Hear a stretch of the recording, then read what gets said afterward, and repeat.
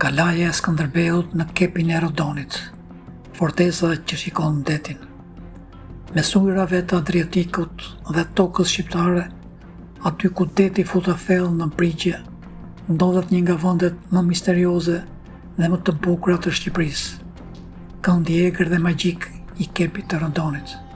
Ky është kepi i Rodonit, një vend strategjik që prej shekujsh ka kontrolluar një pjesë të rëndësishme të Adriatikut.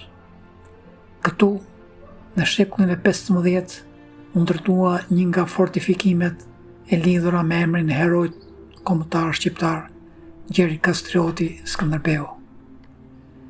Kalaja e Rodonit, e njohur dhe si Kalaja e Skënderbeut, nuk ishte thjesht një ndërtesë mbrojtëse, ai ishte pjesë e një vizioni të madh.